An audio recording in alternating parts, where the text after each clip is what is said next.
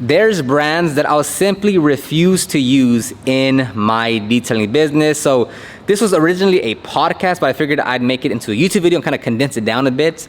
But I'm gonna talk to you about why I refuse to use some brands, why I recommend you also do the same, how that hurts the detailing industry, and kind of give you some personal experience of me talking with these brands. Now, again, a key point to all this is I'm not pointing at one specific brand.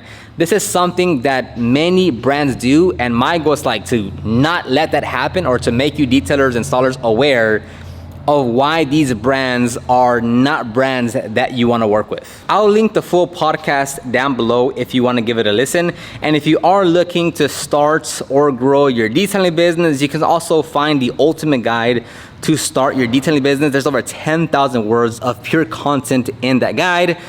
The podcast, the guide, those links will be down below. Let's get started. So in general, I'm not gonna use any ceramic coating, window tint, or paint protection film company that makes you go through these hoops and hurdles in order to use them, right? So that means, hey, you have to be an authorized installer for a ceramic coating, or you have to be an authorized installer for window tint, or you have to go to our 5-day training to get trained and pay an additional $1,400 on top of the material you have to buy in order to be able to use our material, right? So anyone that does any kind of criteria, that's all artificial, it's all made up, where you have to be authorized, you have to go get trained, or you have to go do these weird things, I'm simply not gonna use, and I don't recommend any detailer, any installer use that kind of brand. And like a personal experience that I had was when I first started learning about paint protection film and thinking about offering this service,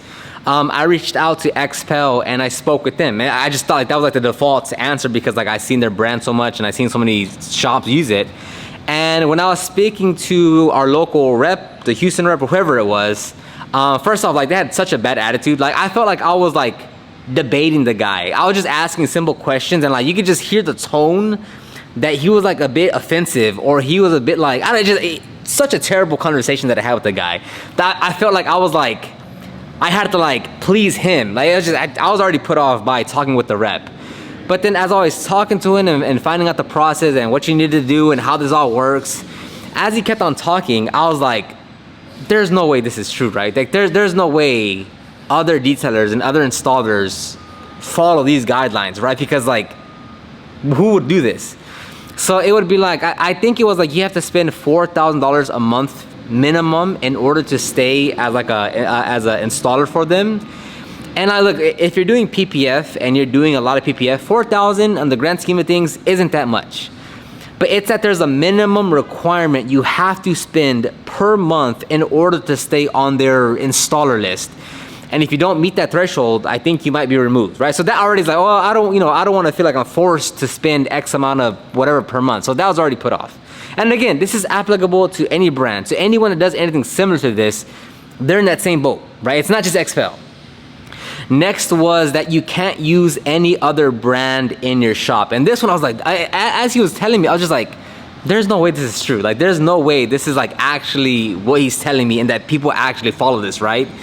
Because he said if you use our brand, you have to use our software, our film, and you're not allowed to use any other brand. So I'm like, well, if I'm using 50%, let's say I'm using 50% some other brand and 50% Xpel, and Xpel finds out about it, and it's like, so you're telling me you would remove me from your list, and I'm not able to purchase from your brand anymore? So essentially, me being a 50% customer, you just took yourself out of the equation and you made me a 100% customer of the other brand.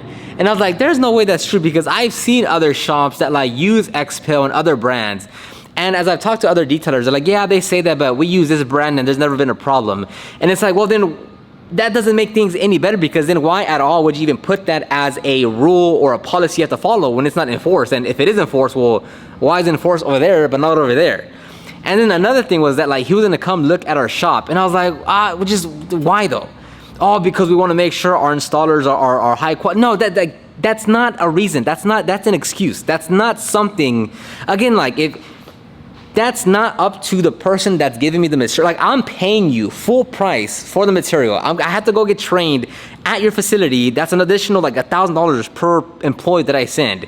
And on top of that, like, you have to go and see if my thing is up to standards. Like, that's just simply not how things should work. And do not use the excuse. Do not buy into the false narrative like, oh, well, they want to make sure they upkeep quality and they only want the best installers. Xpel is a public company. You think it's because they want to maintain quality? It's because they want to force you into the ecosystem. It's the same way Apple. It's the same way Tesla. It's the same. They want to force you into their own little ecosystem. So once you're in there, it's hard to leave because you're already all set up and ready to go. Like, that is the reason behind it. It's not because, oh, we want them. It's not that. The other thing was that, like, you couldn't be an installer within like 5-10 miles of another installer. And again, it's just one of those things like, why do I have to, like, I'm not running my business to please a brand. And again, if it's a ceramic coating, if it's window tint, if it's PPF, it does not matter, right? Don't just say, oh, Xpel. It's not just Xpel. It's many other brands that do this. Like, for instance, on the Ceramic Pro website, on their form, it says to become a Ceramic Pro certified installer, you must have an established business and at least 3 years of experience in detailing or paint protection film and window tint installation. Additionally, territories are carefully segmented, therefore a satisfactory application does not necessarily constitute approval. Look, to me, I'm not here to bend down to some other brand and hopefully they let me work with them. Like, that's not what I'm doing, and I don't recommend anyone to any brand do the same thing. Like, when I was talking to Xpel, it's like, bro, basically, I'm gonna now start running my business to please Xpel. And for what? Like, are they helping me get all the customers? Are they helping me run my business? Are they helping me close more deals? No, so why am I gonna even allow them to get and put their hand around my business in any way? Because what? Like, because they offer, like, I'll go to someone else. And again, this is applicable to a ceramic coating. I don't recommend anyone where you have to be authorized ceramic coating installer. I do not care for that. I don't think it makes any difference. It has no value to my customers. It doesn't make a difference if you're using a consumer grade where you can just purchase it versus one where you have to be authorized installer. It makes no difference. If you believe it makes a difference, it's because you believe what they're saying. But all in all, it does not make a difference. Like, don't get it twisted. These are all artificial criterias that they set in front of you, right? Like, with vinyl wrapping, for the most part, like 99%, you don't have that. You can just order whatever film, whether it's Avery, whether it's 3M, whether it's Cheetah Wrap, whether it's TinyBot, whether it's whatever other brand. Like, you can just order it however much and it gets shipped off to you and you can use it. Like, there's no like, oh, you have to be certified and you only, like, it's not like that. So like, why are these other brands like that? And I feel like there's more and more PPF companies coming into the market that don't have those set criterias that you need to have in order to be installer, that I feel like over time, they'll have to loosen their grip or their policies, and not just them, but like many other brands, in order to stay competitive in the market. Because I think TinyBot now offers PPF as well, which they are a vinyl wrap company, and now they're moving into PPF, and I don't quote me, but I don't think they're gonna, you can just order from them. Optical, Car Supplies Warehouse, they now offer PPF where they don't make you do all these crazy things. So I feel like as time goes on, more and more companies that just are offer you PPF will be a lot more competitive than having to jump through all these hoops and hurdles with these other brands. Now, a big one of all this is simply saying like, I don't run my business to please this brand. Like, I'm just simply not doing that. I don't want to have to set, like, first of all, I don't want someone like coming to my shop saying, oh, let me see if your shop's good enough. Like, no, like, it's just, you're not someone that's above me. You're not someone that's like, can an employee of another brand can come here and be like, oh, you see, yeah, this isn't good enough for us. Like, no, that's just simply not the way I do business. That doesn't align with my business practices. And like, overall, it's just, I'm not here running my business, doing all the work to try to please another brand. Like, that's simply not happening. I don't care for it. I hope many other detailers, installers also have that mindset to where it's your business. You can do it however you want. And if you're paying a company your hard-earned dollars, thousands of dollars per month, thousands of dollars to send your employee to go get trained by them, that you can do whatever you see fit in your business and you don't have to go and make sure you're pleasing someone else. A big thing that I would recommend you learn more about is right to repair, because that's like a big movement that's happening in the US and other parts of the world as well, actually, where it's like, if you buy something, like if I buy this phone, right? And I want to change my color here from this to a gold, right? Should Samsung have the right to tell me I'm not able to do that because they don't like that color? Of course not. I would hope you would understand that.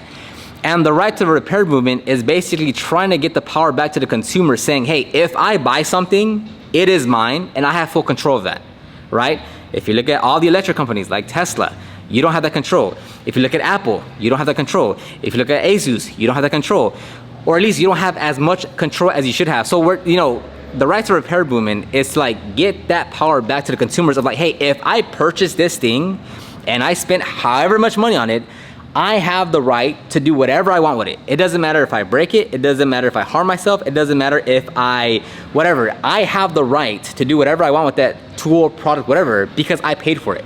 And that's the mindset I'm having, that I have with these brands of like, hey, if I'm already paying you for the material, if I'm paying you to get trained, whatever I do with it, it is on me. It's not on you. And it doesn't affect your reputation. It's me, my business, my shop, my brand, my reputation.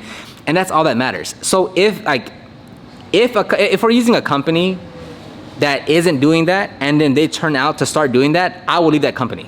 Because that doesn't align with what I do or how I want to run the business. And another thing that really just blows my mind is when detailers like even promote that they're authorized, certified by whatever brand that they're using, and like they tag them in their Instagram bio. It's like, your customers don't care. Trust me, if you are solely relying on you telling a customer that you're certified and authorized by this brand and that's why they should go with you, you have 20 other steps that you've missed in your business that you need to fix. Because if you get everything else right, the brand you use does not matter. It's not going to affect the outcome of that customer's decision if you have everything else right.